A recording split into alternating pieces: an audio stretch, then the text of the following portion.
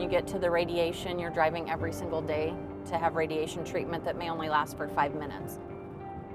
We were driving an hour one way just to have that 5-minute treatment. Fatigue kind of plays a part towards the end that makes it really difficult when you're this far away.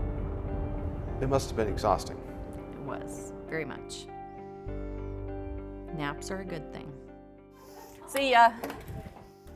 Tracy Detlefs already led a busy life before she was diagnosed with stage 1 breast cancer in 2014. Besides working 3 nursing jobs and looking after 7 children and stepchildren,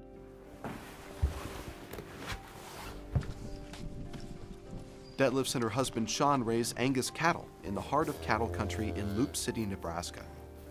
We work our full hours and then come home about 6 o'clock at night or so. And we've usually got some livestock to take care of, so sometimes we're out here chasing cows in the dark. Fighting cancer in rural America means spending a lot of time in the car. Detlefs estimates she's covered 10,000 miles in the last year. That includes trips to Lincoln, Nebraska, 2.5 hours away for surgery. Then there were countless trips driving an hour back and forth to chemotherapy and radiation. That much time on the road lets the mind wander. There's always concern, will you see your children grow? Will you get to witness all those milestones in a family's life? But we're very positive that whatever's meant to be will be. Dr. Chopur is an amazing man, but I feel really encouraged to have him as my physician because I know he's been part of the advancements in medical care with cancer in general and especially breast cancer. Dr. Sitka Chopur is based at St. Francis Medical Center in Grand Island, Nebraska. He also goes to cancer clinics like this one in nearby Hastings, where his first patient of the day came from Kansas for a checkup.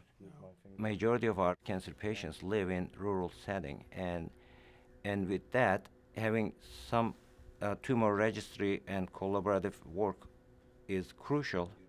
Most rural clinics and hospitals are able to offer the best treatment available, but the best research still happens far away, in the city.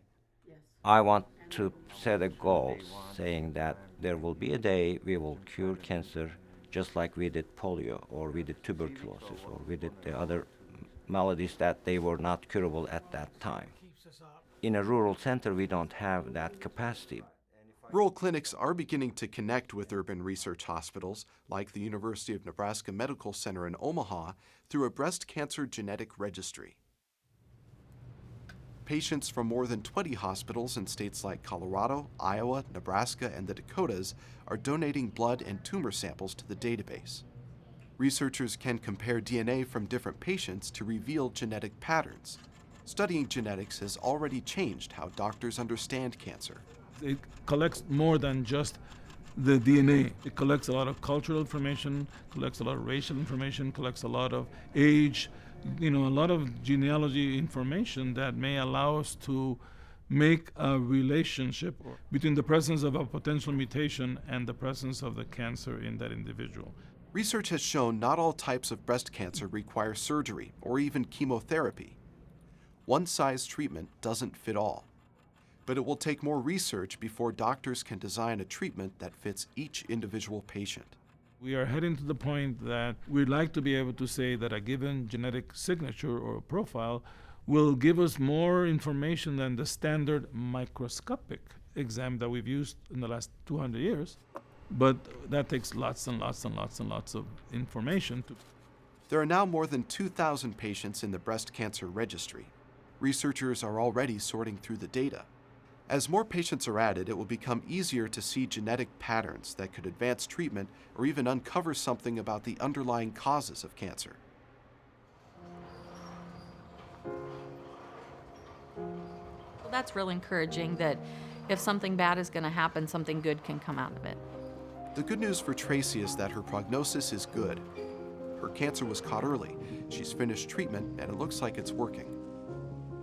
Love to see a healthy baby on the ground.